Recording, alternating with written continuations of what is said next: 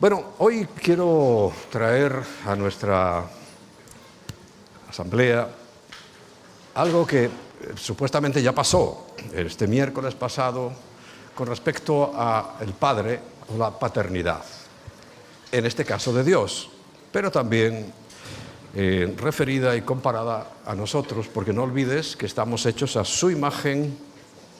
O sea, Dios tendrá mejor aspecto que nosotros, seguro, pero la imagen y la semejanza que se refiere a su carácter. Por tanto, cuando Jesús hace tantísimo esfuerzo durante todo su ministerio, ¿recordáis? Los evangelios se leen muy fácilmente y los ha leído mucha gente. Ya el Antiguo Testamento es más complicado. Las cartas de Pablo pues a veces también son enredadas, pero los evangelios casi todo el mundo lo lee, aunque sea como lectura ahí en el colegio. Y hay una característica que cuando la examinas bajo el concepto o el prisma del ambiente donde estaba, porque no olvidemos que Jesús estaba donde nació, en Israel, y allí nació, creció, hizo su ministerio. Quiere decir que lo que él hablaba lo tenía muy presente el entorno al que se lo decía. Quiere decir que eran hebreos. Siempre hay que entender, entonces, un poquito, no de hebreo, que también me encantaría saber hebreo, y el que lo sepa, pues perfecto, sino el contexto, o sea, la mentalidad. No todos somos iguales. Nosotros, por ejemplo, aquí estamos de diferentes nacionalidades de Latinoamérica y hablamos un español. Hay muchas cosas comunes, pero no todo es común. Porque lo que aquí significa una cosa, en otro lugar significa otra cosa. A veces una palabra tan inocente como el acto de coger se vuelve una obscenidad. Claro, el que tiene que revisar su mente es el que piensa que este acto significa algo más. Es evidente, no hay que transformar el idioma español, sino al menos saber cuál es el verdadero significado. Por tanto, cuando Jesús habla, el principal entorno es en medio de su pueblo, del judaísmo, que era la religión imperante y dominante y la única realmente que había en Israel. Y si entendiéramos bien ese contexto, ese ambiente que había, algo que nos parece a nosotros normal, porque no lo tenemos capacidad para darle ninguna interpretación, sino nosotros lo entendemos así de manera sencilla y simple. Sin embargo, para los hebreos o para los judíos no era así de fácil. Porque ahora que nosotros hemos ido tantas veces a Israel, hemos visto lo que se hace allí en el Muro de los Lamentos, vemos que hay mucho ritual, hay mucho respeto. Yo no digo que eso esté mal, ni mucho menos. Es un respeto muy grande, muy fuerte hacia Dios, hacia su adoración. Ellos no lo hacen como nosotros. Ellos hacen también bonito, a su manera, pero muy institucionalizado, muy reglado, muy marcado. Y además cada etnia, o sea, cada grupo, porque hay también muchos grupos en Israel, que aunque parecen lo mismo, no lo son, pues tienen sus características, pero siempre se repiten, es la misma, ¿no? Es la misma. Bueno, si conociéramos un poco eso, y por eso quiero que te metas un poco en ese mundo religioso. La mayoría de nosotros hemos estado en Israel, ¿verdad? Levantad la mano. O sea, que sabéis lo que allí ocurre, lo que visualizamos cada vez que estamos allí y cómo es su forma de entrar en la presencia de Dios. Muy esquemática, muy ritual, repito, es respetuosa, pero no es como nosotros. Entonces, cuando Jesús recuerda, empieza su ministerio, empieza a hablar a hacer milagros, a recorrer ciudades, a sanar enfermos, a limpiar leprosos, todo ese inmenso ministerio. Conociendo aquello, conociendo esa cultura, esa forma de entrar en la presencia de Dios, yo me di cuenta al cabo de los años que una de las cosas más importantes y que el Señor mismo destaca, repito, para nosotros es normal, pero en aquel ambiente no era normal lo que Jesús decía, para nada. Por eso a la gente le extrañaba, porque Jesús no dijo nunca nada fuera de tono, o algo que fuera contrario a Dios. Lo que les extrañaba era su forma, la manera en que estaba presentándose y presentando a Dios. No era como los demás, no era ni parecido a cómo lo habían presentado todos los demás, los profetas, todos los que anteriormente habían venido. ¿Y cuál es esa gran diferencia? ¿Cuál fue la gran diferencia? Bueno, sabéis que en una oportunidad los discípulos, todos judíos, todos, le preguntan al Señor, más bien le dicen al Señor, no le preguntan, sino le dicen: Señor, enséñanos a orar. ¿Será que no sabían? Pues por supuesto que sabían. Un judío normal ora 3 veces al día, en aquel tiempo más. Yo he leído esta misma semana que a veces hasta 7 veces al día, está en los Salmos, hasta 7 veces al día se podía orar.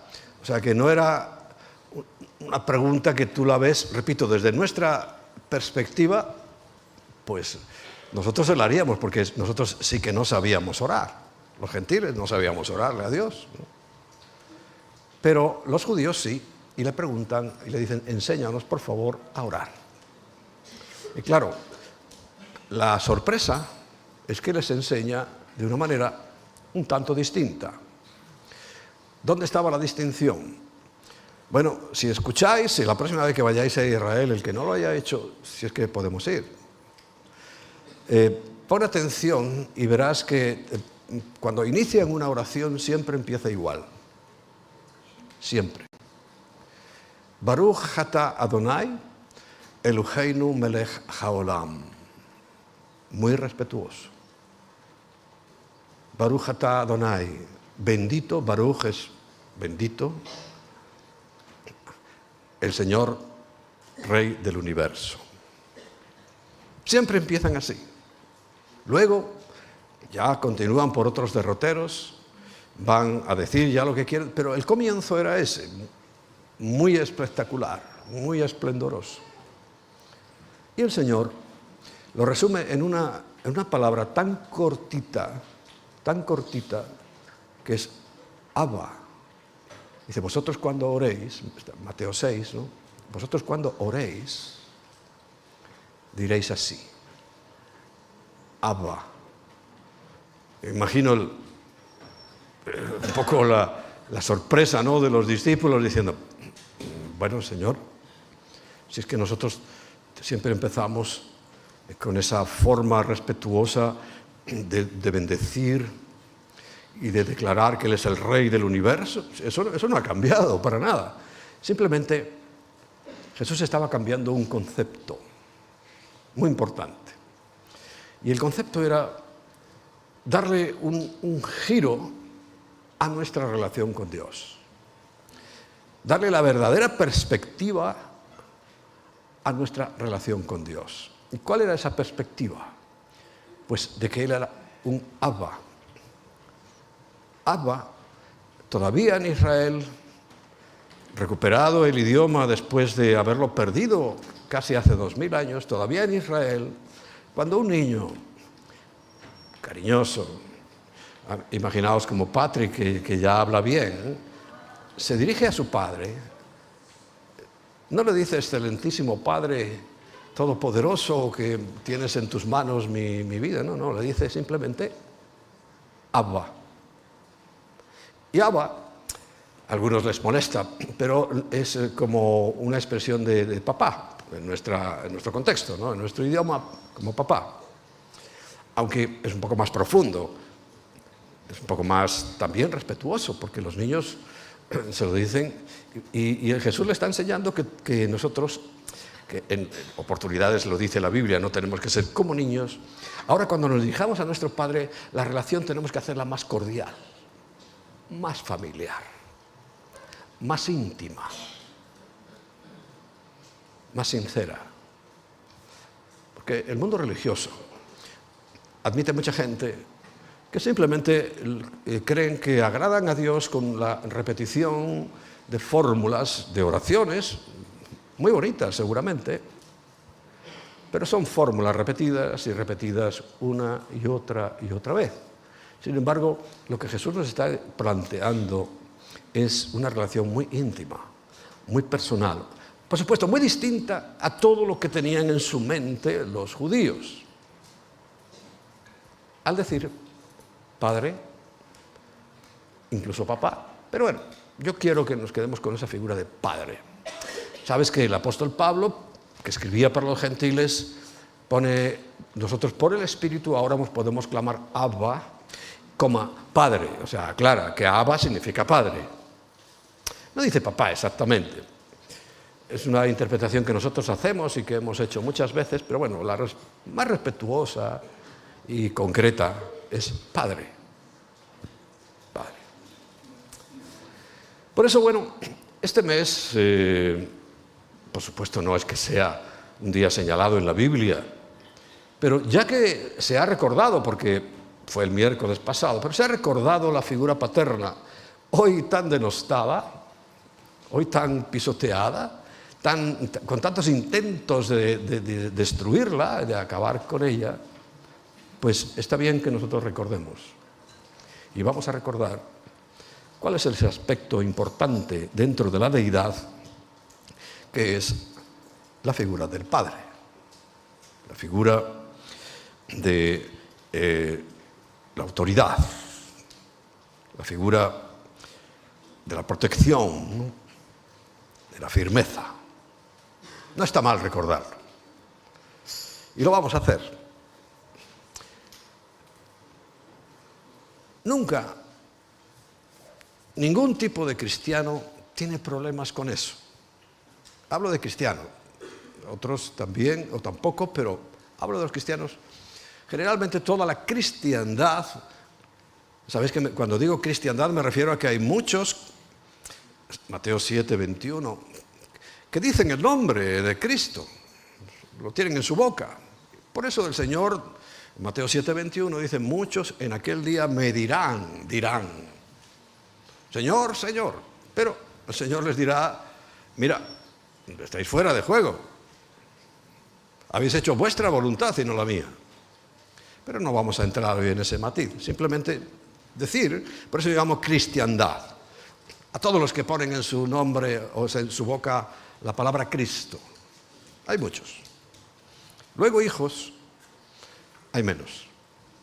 Pasa como todo, ¿no? Hay menos, bastantes menos. Muchos menos de los que nos imaginamos. Pero generalmente, claro, tú ves la religión tradicional, ves todas, y la figura paterna de Dios es ampliamente aceptada. No hay ningún problema con eso. Nadie se complica la vida por eso. Se acepta. La de Jesucristo es ya más cuestionable, porque aún dentro de los que pronuncian su nombre, o más bien su título, porque cristiano, ungido es el título o la característica principal de Yeshua, de Jesús. Yeshua HaMashiach, Jesús Cristo, Mesías, Mashiach y Cristo es lo mismo. Uno en griego, otro en hebreo. Ahí ya se complica un poquito más la cosa, porque sabéis que hay algunas denominaciones cristianas, y para el que no lo vea lo pongo entre paréntesis, que no creen que Jesús sea Dios, ¿no? Esto es un tema que ya hemos hablado tiempo atrás, Y por supuesto, con la figura de Ruach HaKodesh, Espíritu Santo. Incluso algunos dudan de su naturaleza como una persona, cosa que es fácil demostrar con la Biblia, de que es una persona. O sea que en Yahweh existe la figura del Padre, la figura del Hijo y la figura del Espíritu Santo, que sabéis muy bien algunos a qué me estoy refiriendo. ¿A qué me estoy refiriendo? Hoy no toca eso, solamente que sepáis que es algo que lo voy a tener ahí y tarde o temprano lo vamos a tocar. No sé si os habéis fijado, hoy ha salido en la pantalla la palabra aleluya. Todas las Biblias, alguna excepción, y generalmente en todos es así, aleluya. Pero no es cierto. No es así. Por ejemplo, la parte final, ya. Tanto en Salmo 115, 116, 117, encontrarás la palabra Yah. Una Y, una A y una H. Como la alabanza es para Yahweh y la abreviatura que se usa es Yah, por eso verás que nosotros escribimos aleluya, pero con H al final. Yah, porque eso es lo que está escrito, lo otro es un invento. Lo otro es una cosa que no existe, pero se ha generalizado. ¿Y por qué empieza por H? Porque un salmo es un jalel, con H. Y es un jalel una alabanza a Dios. Por eso tiene que empezar con H y terminar con H. Pronto voy a hablar de lo que significa la H dentro del nombre de Dios, que ya veis que es una Y, una Yod, una H, una V, o Vav, y otra H. Y el significado de esas H's, que no pueden faltar, porque en nuestro idioma son mudas. Mudas. Quiere decir que no tienen una pronunciación específica. En hebreo tienen más significado, un significado profundo, porque la H corresponde al Espíritu Santo. Al Espíritu Santo. Lo dejo ahí.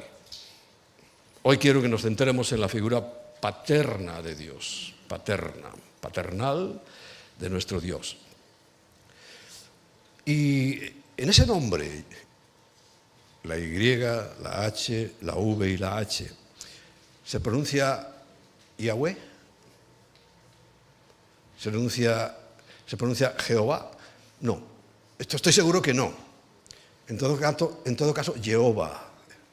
Porque es que la transliteración de la J es una transliteración inglesa que los españoles nos hemos comido encima sin patatas. Porque aquí decimos, me lo comí con patatas. No, sin patatas.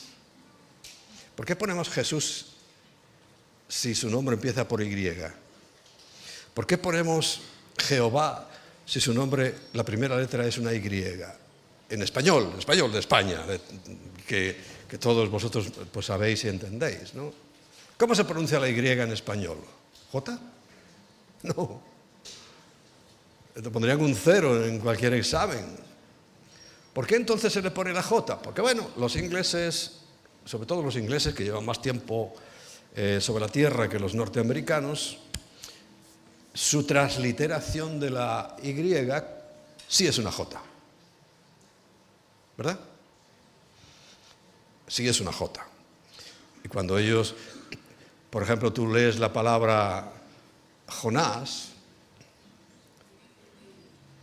con J, ellos la habían escrito como Jonás. ¿Pero cómo se escribe?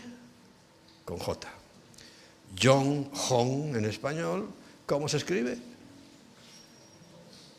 Con J. Pero es una Y. Y la pronuncian como tal. Nosotros hemos hecho ahí un poco el canelo, el papelón de seguir esa estela, sin tener personalidad. No entiendo por qué, si el idioma español además es muy claro, muy rotundo, muy rico, muy amplio. Pues nos lo hemos tragado. Pero yo no. A mí no me gusta tragarme cosas que sé que están mal. Que sé que están mal. Y eso está mal. Entonces es o Yahweh o Jehová, pero nunca con J. Bueno, ahí en ese nombre nos revela su naturaleza y esencia. Naturaleza y esencia. ¿Y quién es Él? ¿Y cómo se manifiesta a los seres humanos, a nosotros? ¿Cómo Él se va presentando? En toda la creación los vemos en unísono, pero los nombra por separado. Sabemos que Dios es uno, pero siempre se nombran por separado. ¿Quiere decir que tiene importancia esa separación del mismo ser? Pues sí, porque está en la Biblia, constantemente está separada. Y sabemos, por ejemplo, por el Nuevo Testamento, que el Creador era la Bab, el Hijo. Juan capítulo 1 lo dice bien claro, en el principio era el Verbo y el Verbo era Dios. Lo dice clarísimo.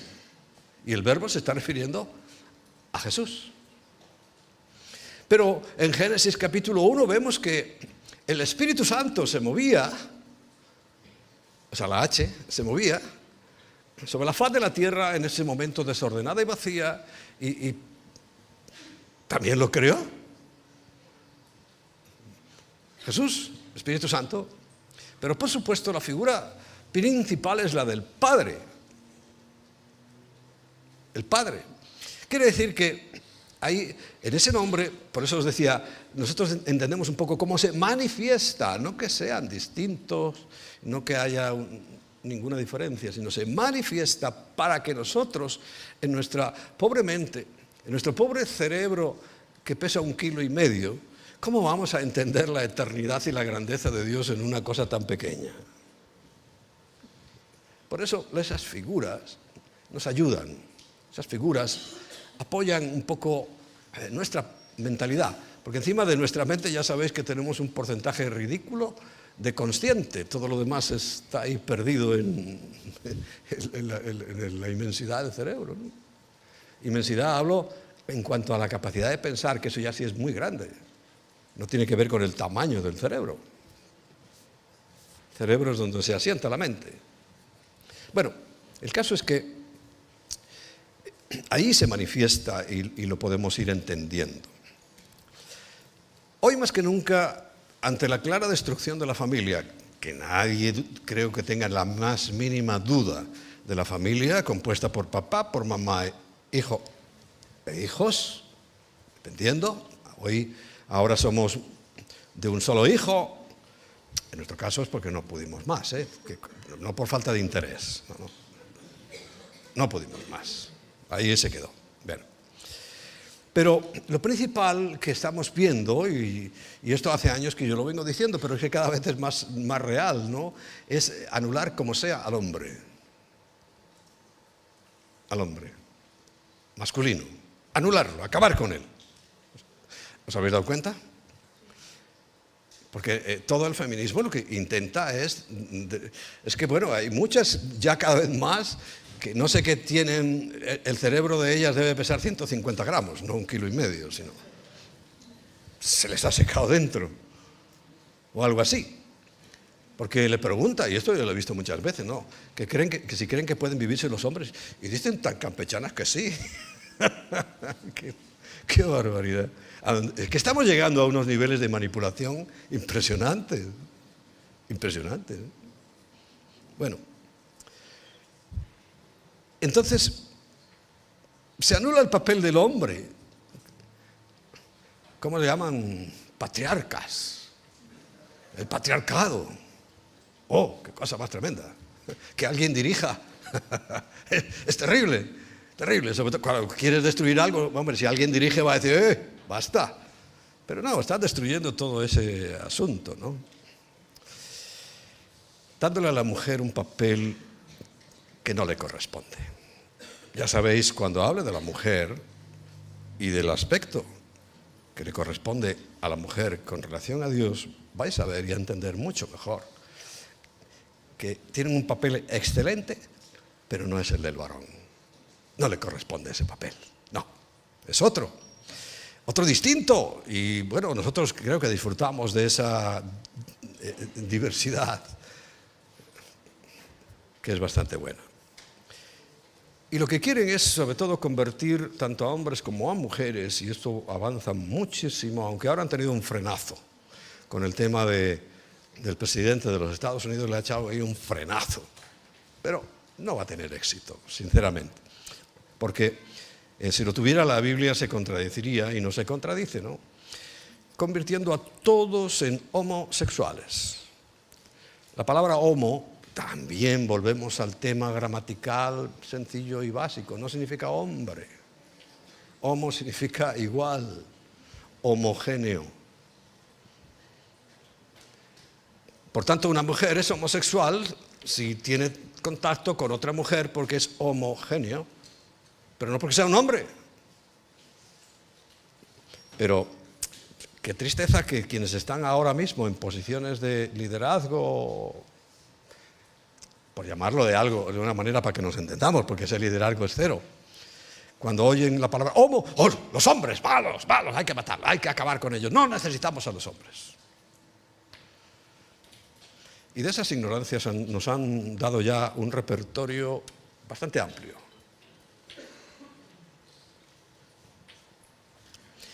Pero si fuera simplemente un cero en gramática, bueno, que se lo ponga. Pero no, es que están cambiando el concepto de la sociedad. Están cambiando el concepto de mucha gente que porque no se molesta, porque no quieren, o porque están simplemente adormecidos, cauterizados. Como cuando tienes sueño, lo que te digan, sí, quiero dormir. Así está la sociedad, en general. Bueno, pero hay una pregunta que yo me hago. ¿Será que esto se lo han inventado solo los hombres? ¿O Dios tiene algo en este asunto? Yo tengo la sensación de que sí tiene algo que decir, o mucho que decir, en cuanto a este asunto. Porque echándole un vistazo, vamos a echar nada más un repaso rápido a Romanos capítulo 1, nos vamos a encontrar que a partir del versículo 18,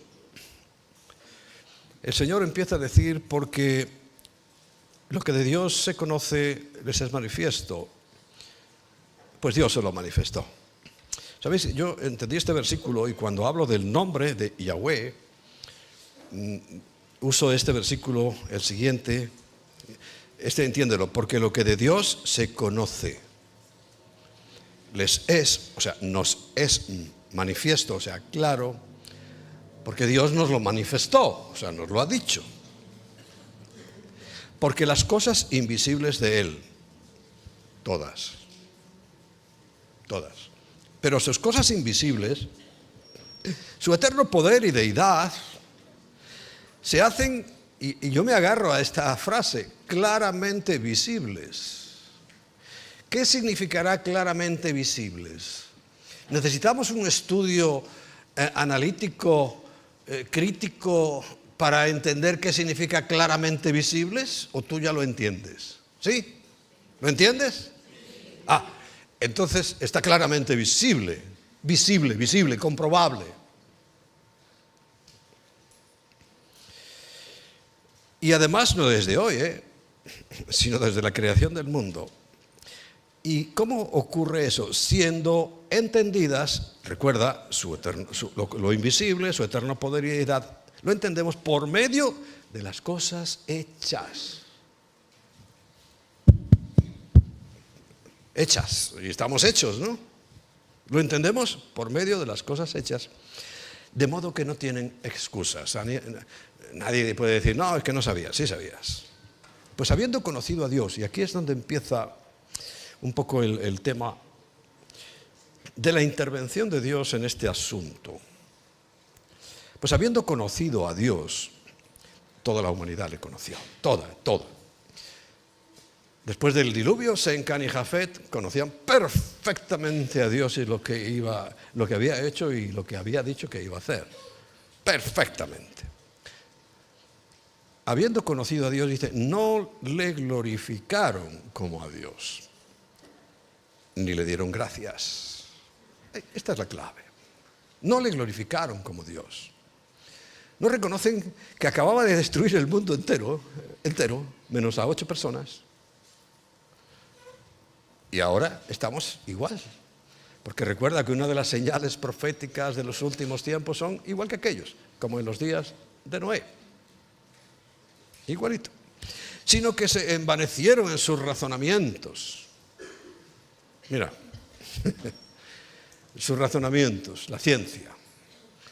Pero caramba, si es que ya ha salido el artículo, fíjate qué tontería, pero es clave en la ciencia. Respondiendo a una pregunta que siempre nos hemos hecho los listillos por aquí, ¿no? ¿Qué fue antes, el huevo o la gallina? Y en eso nos divertíamos ahí en la polémica. Porque de un huevo sale la gallina. Pero la gallina es la que pone los huevos, ¿no? ¿Sí? Bueno, ahí hay una profundidad científica que da la respuesta absoluta a la creación. Porque la ingeniería genética, que yo es que cada vez estoy más, como vamos a llamarle, enamorado de la ingeniería genética, del estudio de la genética humana, después de darle vueltas y más vueltas, tratando de decir que no, que primero es el huevo y luego la gallina. Tratando de demostrar eso y venga, que llevaban años y dándole vueltas y siempre le salía lo mismo. Caramba, si es que tiene que ser la gallina primero. Porque si no hay gallina, no hay huevo. Aunque del huevo sale la gallina. Pero la gallina tiene que ser primero.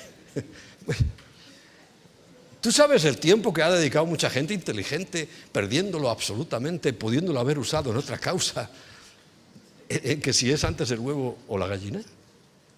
Bueno, ahora, genéticamente, sabes que la genética, que han determinado y concluido que somos de una sola pareja. Bueno, ya, llamarle a Adán y Eva sería...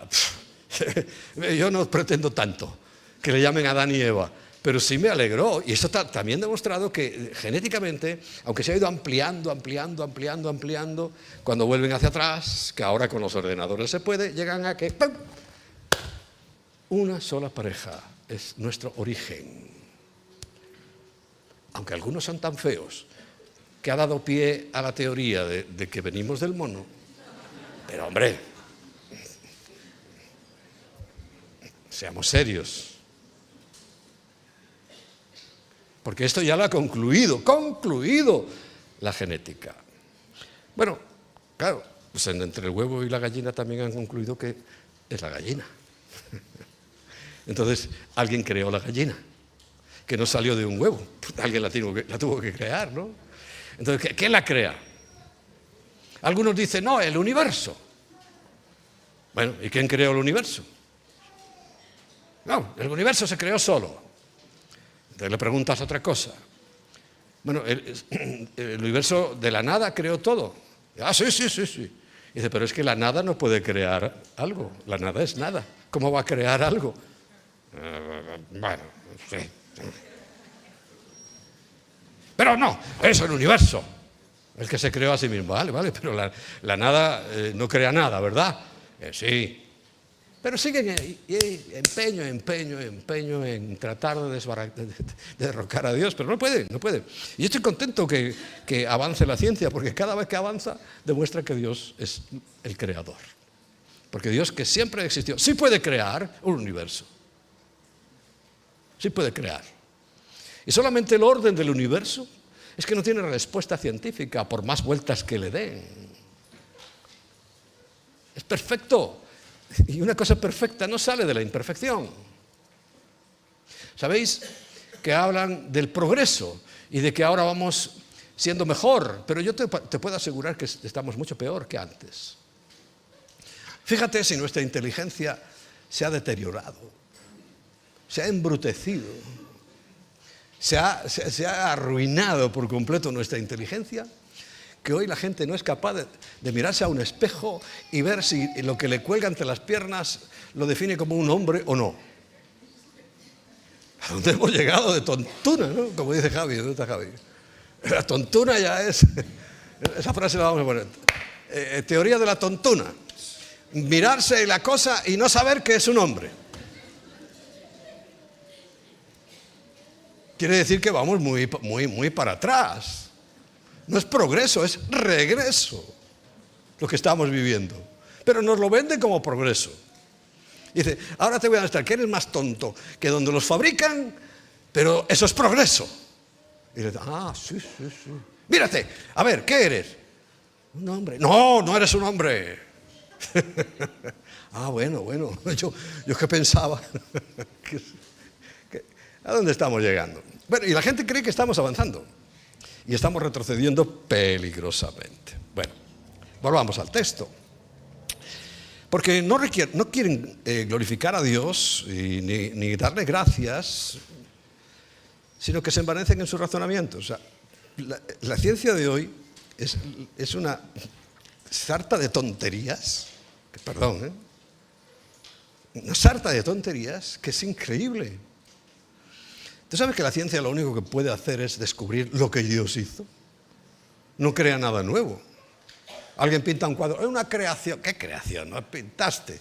Y es punto, es una habilidad, no una creación.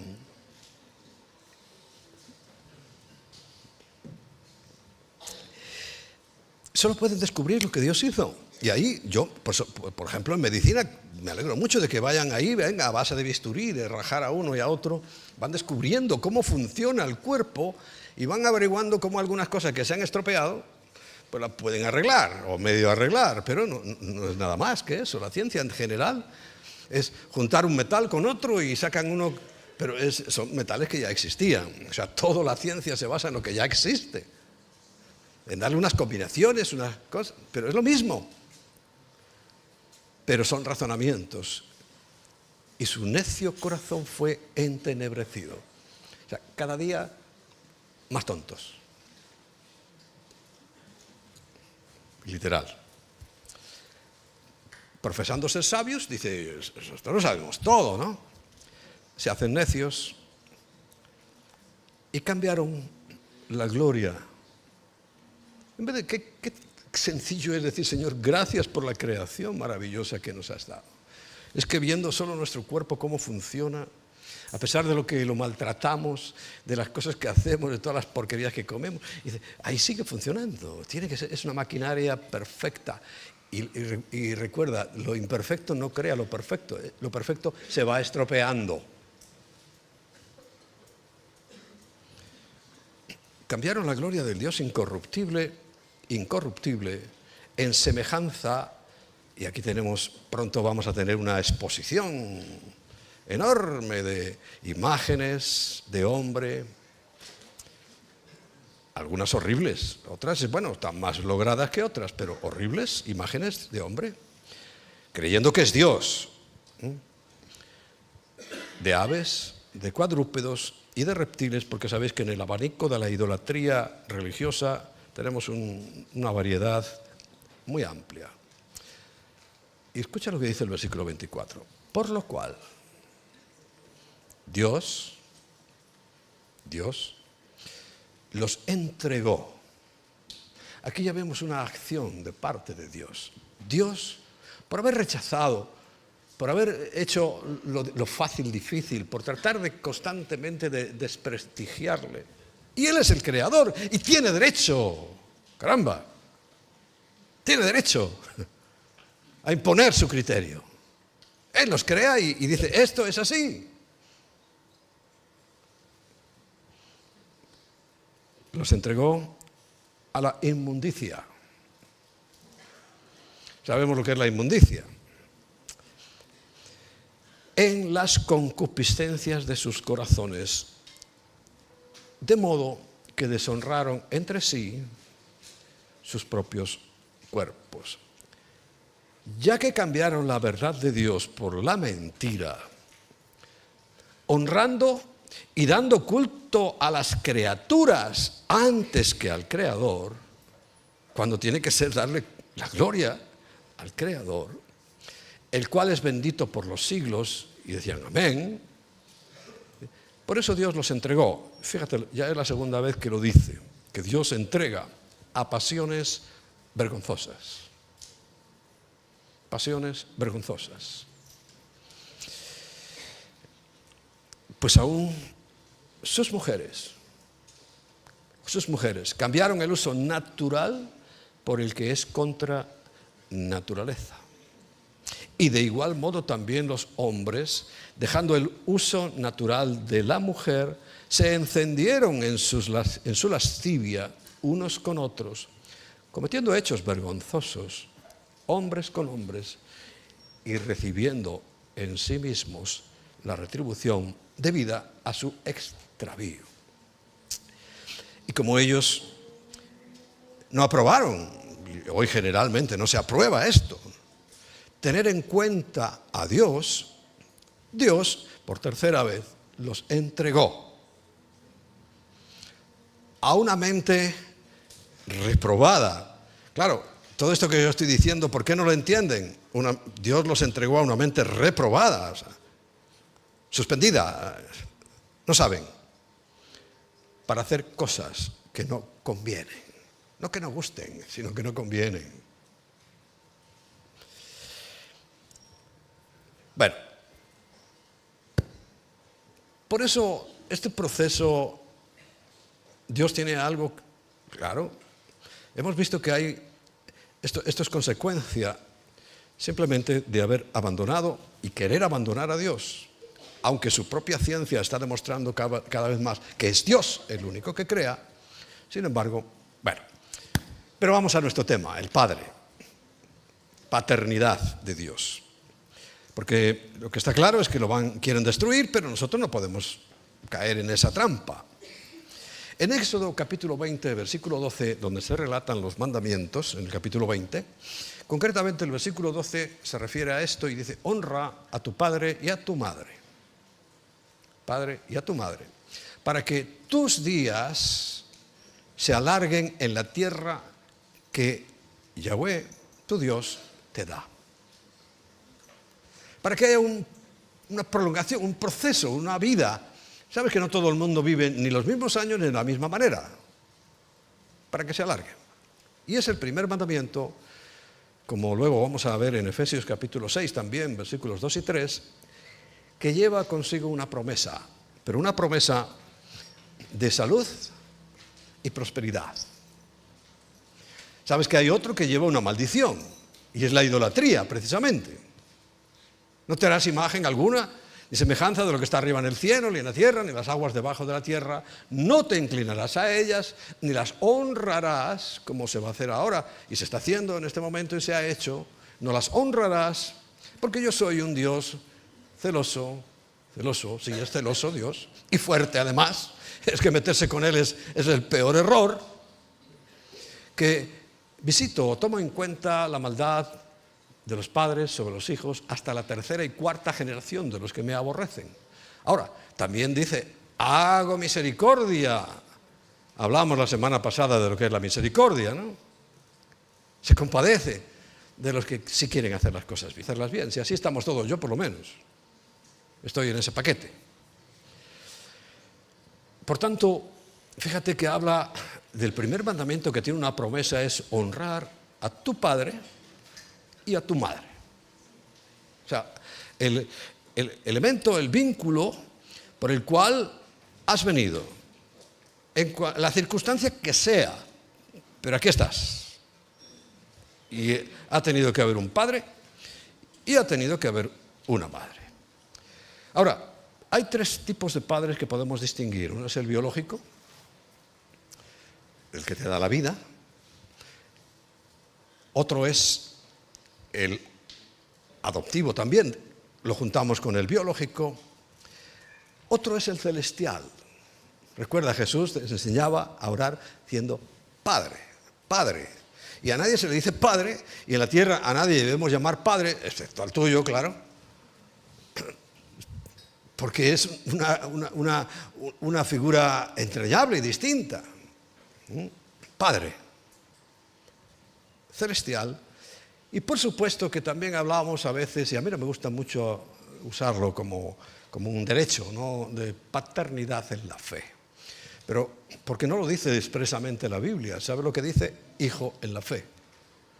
Claro, tú entiendes, si hay un hijo en la fe es que tiene que haber un padre en la fe, pero solo lo entendemos, no lo dice. Yo cuando oigo tanto de Padre Santo, y eso digo, pero caramba, si dice la Biblia que a nadie llamemos Padre, se supone que yo te he compartido de Cristo, has recibido a Cristo, eres mi discípulo, se supone que la relación también es como Jesús nos enseñó con el Padre Celestial, pues que también nosotros con el que te ayudó a engendrar aquí en la tierra, pues tienes también una relación paterno-filial. Pero se supone, no dice en ningún sitio, tu líder es tu padre. Esto no es Star Wars. No es tu padre, es tu líder, es tu guía. Pero sí habla de hijo. A Timoteo le dice verdadero hijo en la fe. Por tanto, no te lo tomes muy en serio esto, ni ahora quieras que te llame padre nadie. Pero hay hijos en la fe. Y como hijo en la fe te tienes que comportar, o te debes. Ahora, el verdadero padre es Dios, es Yahweh. Dentro de esa estructura hay la oración modelo que ya la hemos visto, y solamente toma en cuenta esto. El Espíritu Santo es el que nos revela, nos quita el velo sobre esta realidad. Claro, no tienes al Espíritu Santo, estás igual, ciego guiando a otros ciegos o ciegos simplemente. Porque en Romanos 8:14 dice, porque todos los que son guiados por el Espíritu de Dios, estos son hijos de Dios. Fuerte este versículo, ¿eh? Si no te guía el Espíritu Santo, pues no eres hijo de Dios. Así de sencillo y así de claro, ¿no? Pero si eres guiado por el Espíritu de Dios, estos son hijos de Dios. Es una de las pruebas evidentes de eso que llamamos el nuevo nacimiento después del otro, del natural. Pues no habéis recibido el espíritu de esclavitud para estar otra vez en temor, sino que habéis recibido el espíritu de adopción. Fijaos que la adopción tiene su papel muy importante. A nosotros se nos dice que somos adoptados en la familia de Dios. Pero es que, piénsalo conmigo, Jesús también tenía un padre adoptivo. José no era su padre, pero lo adoptó. ¿Y hubo alguna diferencia en esa adopción? Ninguna. Yo también tuve un padre adoptivo, y el natural, que os hablé la semana pasada de este asunto en mi vida, pero no estamos hablando para predicar de mí. Pero yo tuve un padre adoptivo, se apellidaba Pavón, y es el apellido que llevamos, y además no quise cambiarlo, porque fue un hombre bueno, se portó muy bien conmigo. Hizo un papel que pues muchos padres naturales no lo hacen. Bueno, José era el padre adoptivo de Jesús. Por eso, bueno, recordarlo un día que no tiene ninguna base ni ningún fundamento, que es el San José. Para mí José era una persona extraordinaria. Comerse un marrón de esos hace 2000 años en Israel, porque José se comió un marrón, era muy, muy grave. Para María las consecuencias eran la muerte, la iban a apedrear con toda seguridad. Si José no dice, no, aquí estoy yo pongo aquí carne en el asador por esta situación. Un padre adoptivo ejemplar, buena persona, a ver, tenía que serlo. De hecho, Dios le honró a él teniendo sus propios hijos. Y Santiago, Jacobo, bueno, hijas, no sé cuántos tuvo. La iglesia tradicional dice que no, eso de la virginidad y todo ese rollo que se han inventado. Pero tuvo no sé cuántos hijos más, a juzgar por los que tienen hoy, si en aquel tiempo había menos control. Imagínate la caterva de muchachos que tuvieron José y María. Y José fue honrado, porque tener hijos en aquel tiempo y en esa cultura era honra. Y cuando no los tenían, recuerda a Ana, recuerda a Sara, era una humillación muy grande. Y Dios, claro que honró a José, si debía ser un tipo extraordinario. Cuando vayamos ahí al cielo, oye José, te felicito. Qué tío, ¿eh? No pudo haber escogido otro mejor. Claro, es que no pudo escoger otro mejor, seguro. No había otro en todo Israel ni en todo el mundo que pudiera hacer eso, sino José. Ahora, que haya que adorarlo, aquí ya entramos en Romanos capítulo 1, ¿eh? No estamos hablando de eso, sino de que era un gran hombre. Y María, ni te cuento, una gran mujer, simplemente. Extraordinaria. No había otra. Pero eso no la convierte en la reina del cielo. No. No figura que léete Ezequiel 44, o lo que habla de la reina del cielo. Apunta, y te lo lees. Y la gravedad del culto llamándole a alguien reina del cielo. Así nos va. Bueno.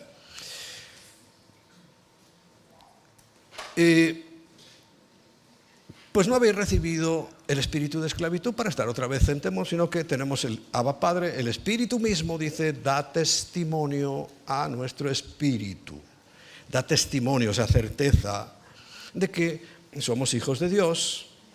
Y si hijos, ya somos hijos adoptivos, también herederos. Y fíjate, lo he contado, pero quiero hacerte una referencia pequeñita, ¿no?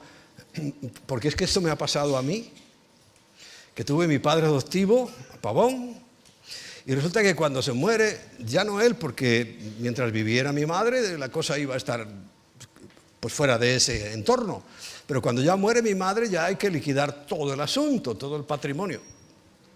Mucho o poco, pero hay que liquidarlo. Y ahí ya se lleva el testamento o simplemente se ejecutan las últimas voluntades que la ley establece. Y se encuentra el notario de Valladolid con que hay un testamento hecho en Ponferrada, coincidiendo con mi edad, que había hecho Pavón. ¡Oh! Alto ahí, hay que detener todo. Y examinan ese testamento hecho a mano, que hace 70 años no había ni máquinas de escribir, que no sepa, o sí, por ahí andaría. Sí. Hecho a mano. ¿Y cuál es la sorpresa que nos encontramos? Tengo que confesar que a lo mejor a mis hermanos tenían la esperanza de que yo quedara fuera. Me quedé fuera igual, pero por voluntad, porque mi situación no es la de ellos. Esto que acabamos de leer, que Pavón hizo un testamento diciendo que el hijo que había adoptado, Enrique Martín, yo me llamaba García Guerrero. Claro, al adoptarme es Pavón García, iba a heredar, imagínate, unos chicos jóvenes, porque eran unos jovenzuelos, no tenían ni un bolígrafo para firmar el acta, se lo tuvieron que prestar, nada. Pero en el futuro iba a heredar en, ¿cómo se llama? No sé qué forma, o sea, la misma manera que los hijos habidos o tenidos en el matrimonio. Y claro, todos se quedaron con sorpresa, pero yo me contento porque me acordaba de este versículo. Y si hijos heredados, o sea, adoptados, también herederos.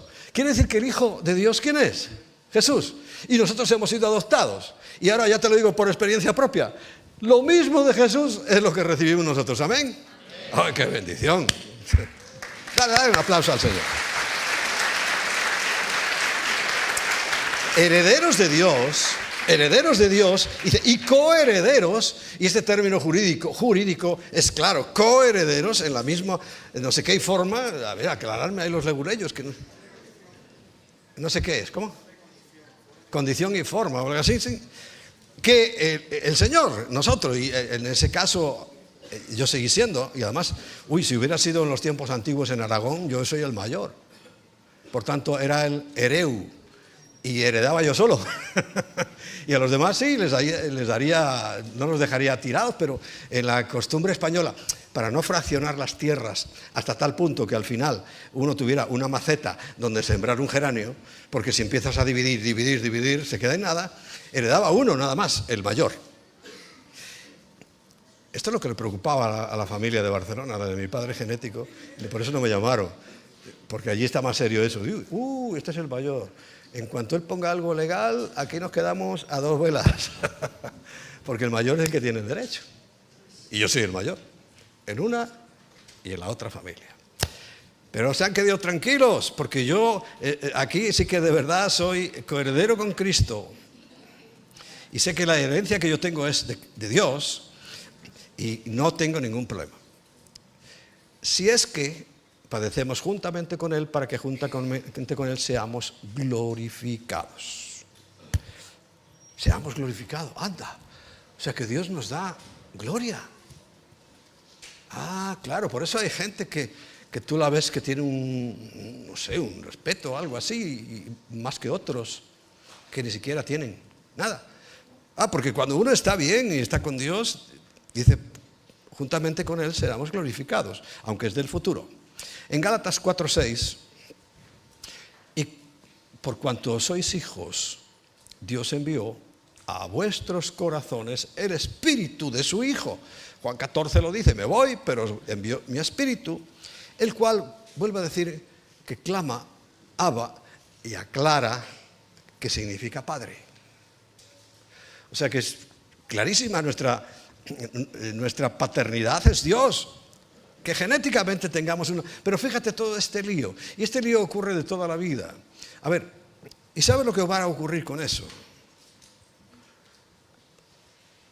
Que mucha gente, y entre ellos me conté yo en otro tiempo, vive, pero como con una sensación de orfandad, con una falta de identidad. Porque si algo hace la figura paterna, es dar una identidad al hijo. Yo ahora lo estoy viendo ya en tercera generación, lo estoy viendo ya en nuestro nieto. Yo traté como padre, y como padres, tanto Emma como yo, de darle una identidad a Quique.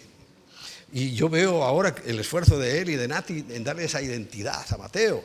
Yo ya ahí tengo que ser participante en lo que debo participar y un espectador de ver cómo se va conformando esa nueva criatura en el orden correcto, en el orden perfecto, en el orden establecido. Porque no hay otro. Hasta los animales lo hacen. Hasta los animales son respetuosos. Hay otros que no, pero eso. Pero hay un fenómeno, y ya pues casi lo voy a dejar aquí, pero es un fenómeno que nos va a servir de base para orar ahora. ¿Por qué se querrá deteriorar tanto esta imagen?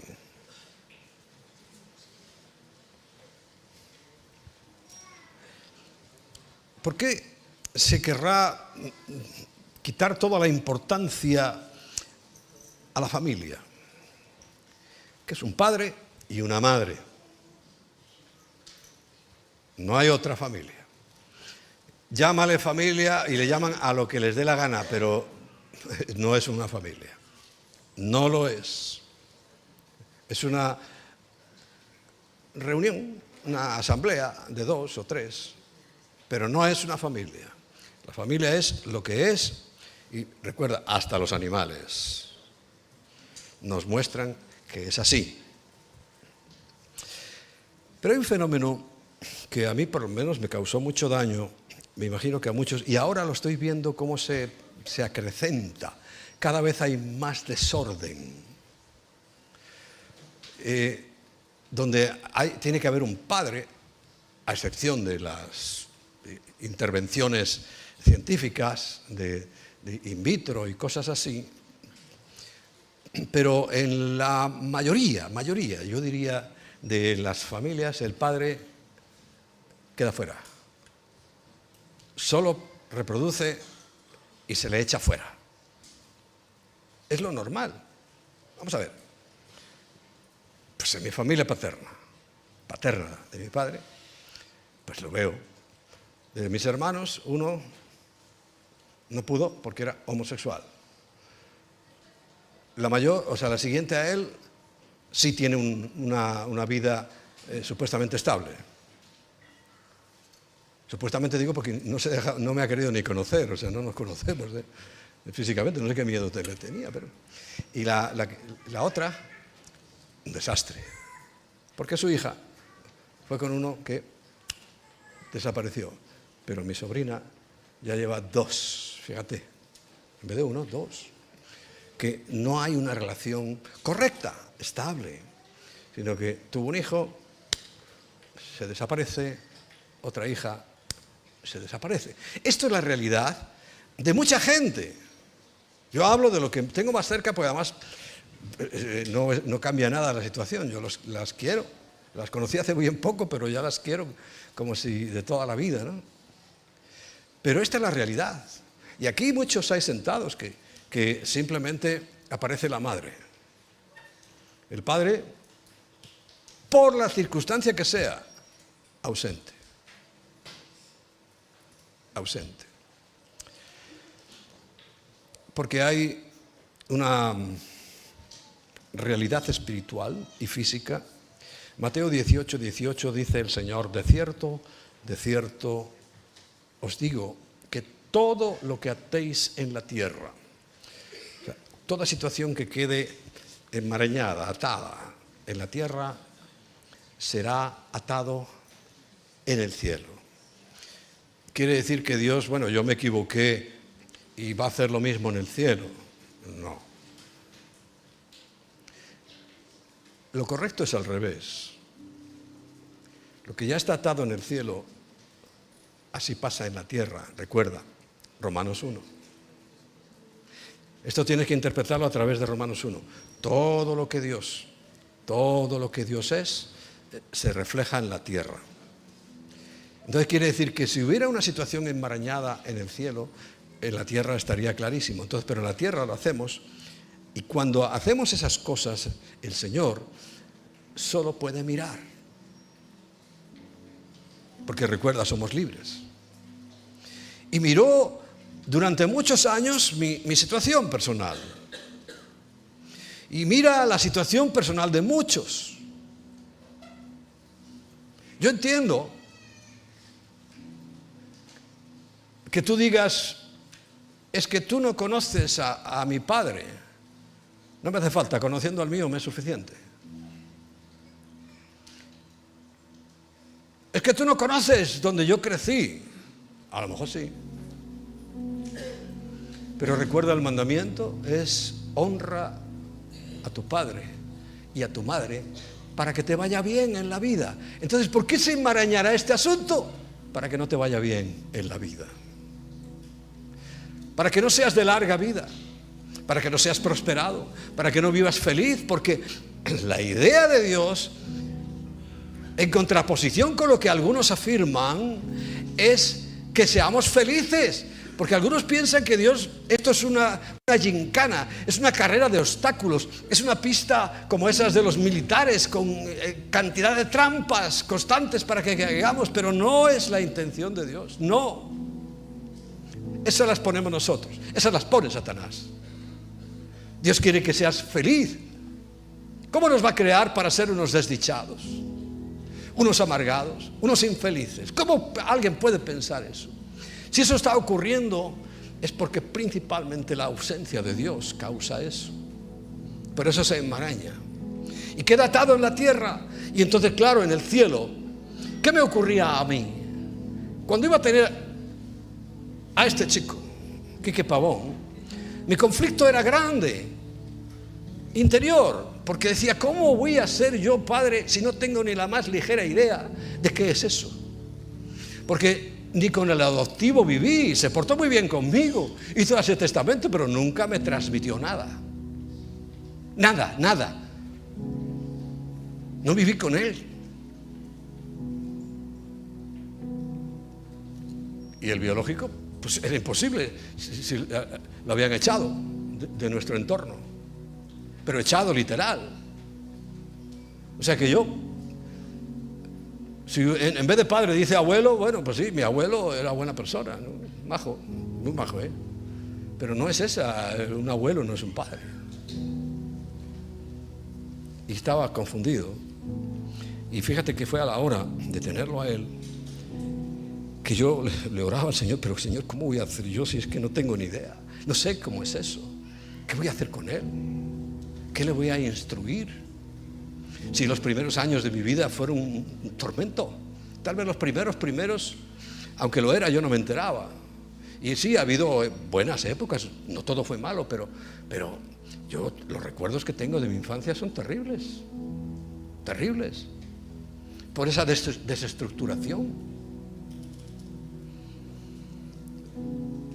Y bueno,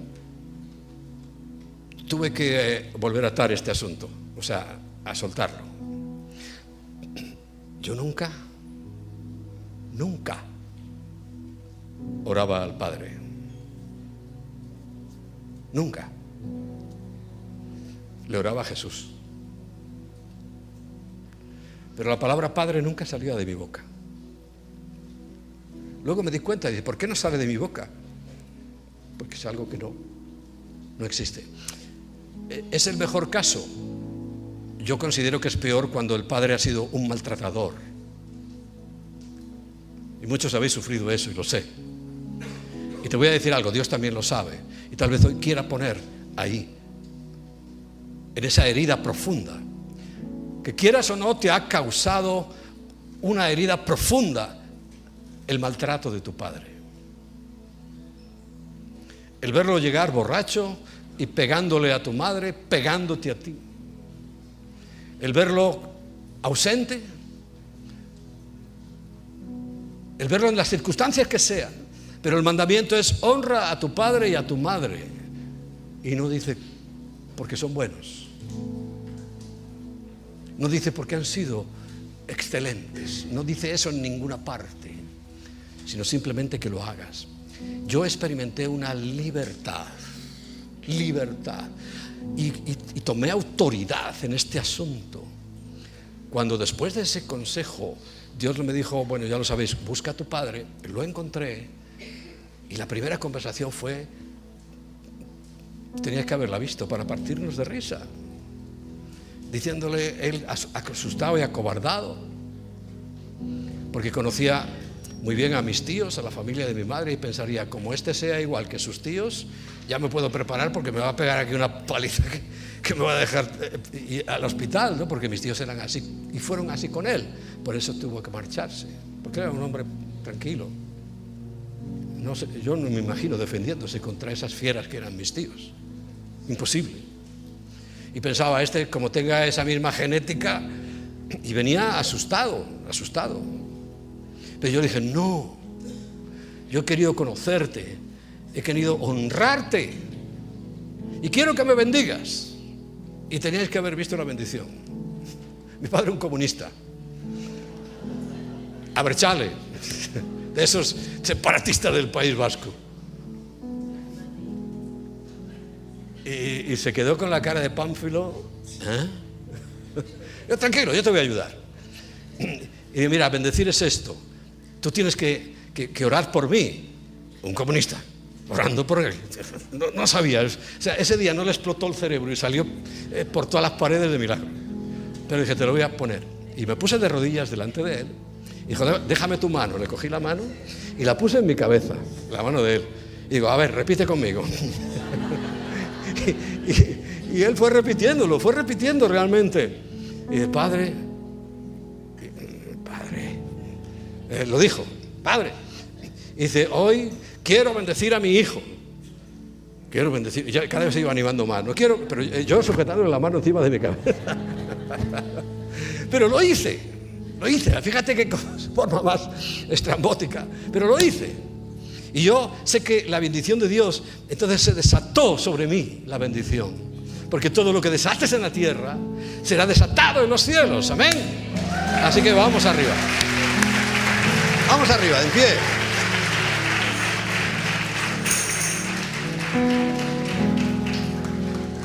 ¿Tienes que desatar alguna relación paterna? Materna incluso, que las madres tampoco se escapan a veces de esto.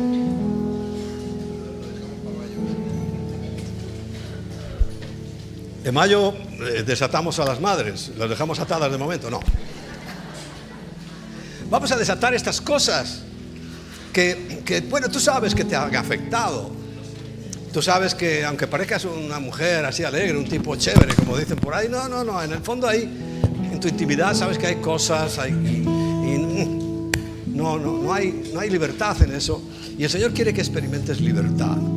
Que a Él le reconozcas como lo que es, Padre. Él nos creó para ser sus hijos, herederos y coherederos con el Hijo verdadero que es Cristo.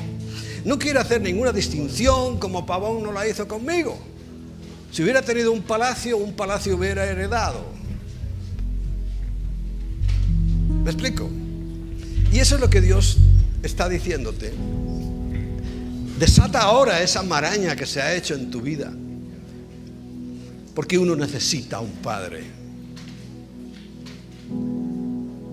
Los leoncillos necesitan ver a su padre cazar. ¿Cómo lo hace? Y ellos van a seguir esos pasos. Así que por eso hay tanto interés en borrar esa figura.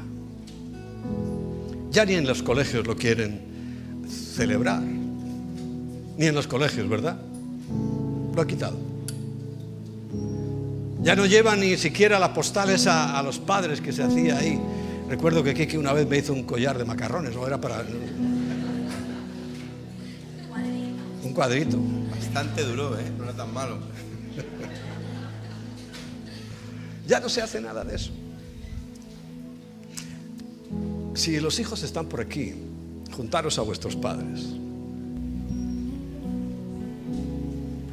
Los hijos que andan por ahí, y si está el papá aquí, júntate con ellos. Vamos a hacer un cambio. Bueno, vale la mamá. Porque a algunos les es difícil juntarse al padre. No el caso de Natanael, que tiene que... Ay, se ha vuelto vago. No, un vago.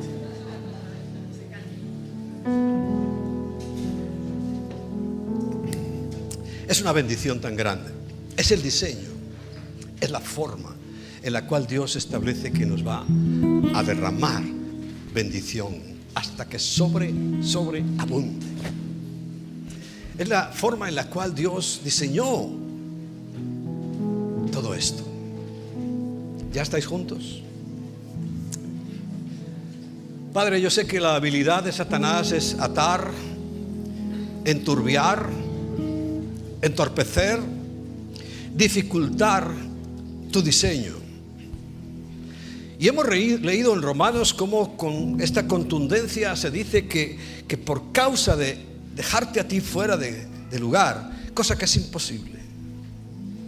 Pero sin embargo las consecuencias sí son posibles y sí son reales y se están manifestando cada vez más en esta sociedad en la que vivimos. Hemos atado, los seres humanos en general, nuestra relación contigo, al no reconocerte, al no darte gloria, al no darte gracias. Se ha bloqueado y se ha cerrado eso en nosotros, convirtiendo a los seres humanos en despiadados, inconscientes, inconsecuentes. Pero hoy queremos, Señor, en esta congregación, desatar esa relación. Por eso tal vez, o casi seguro, tienes que perdonar a tu padre y a tu madre. Tienes que perdonarlo. No fue bueno, pero tienes que perdonarlo. Y eso implica honrarlo. No me vale que tomes una posición de no honrar simplemente, como dejar en el limbo la relación. No, tienes que honrar a tu padre y a tu madre. Por eso, dile: Señor, yo tengo que reconocer, respetar y amar como tú me amas. Porque tú no me amas por lo que yo soy o por lo que yo hago, sino me amas a pesar de lo que yo soy y a pesar de lo que yo hago. Bueno, ama a tu padre ahora. Di: voy a amar a mi padre a pesar de lo que hizo, a pesar de las circunstancias, a pesar de los malos momentos que viví con él. Lo perdono y lo amo. Dile: lo amo. Pon esa palabra en tu boca. Di: amo a mi padre. Repítela: amo a mi padre. Sé que es una puñalada en tu ego, pero dale esa puñalada. Amo a mi padre. Al biológico, al adoptivo. Amo a mi padre. Respeto a mi padre. Honro a mi padre. Y una paz que viene del cielo vendrá ahora sobre tu corazón. No hay mayor libertad que el que perdona. No hay mayor sensación de autoridad, de poder, que el que perdona. Por eso dile: Señor, me cuesta, en la carne me cuesta, pero tú eres el que me estás poniendo en mi corazón perdonar. Y ahora mismo, saliendo, voy a llamar a mi padre. Voy a escribirle. Voy a ponerme en contacto con él. Señor, yo había decidido apartarlo completamente de mi vida, pero no. Quiero tener libertad. Quiero desatar aquí en la tierra esa situación. Quiero experimentar también tu paternidad. Porque yo no recibía la paternidad. Yo no le hablaba nunca a Dios Padre, porque para mí era una dificultad. Y hoy es una bendición. Y no hay oración que no comience con la palabra Padre. Y podría decir Abba. Esa intimidad que significa la palabra Abba. Esa misma intimidad quiere tenerla Dios contigo. Él te ha creado para eso, para tener intimidad contigo. No eres un siervo, no eres un esclavo. Eres su hijo, su hija. ¿Lo crees? ¿Lo experimentas?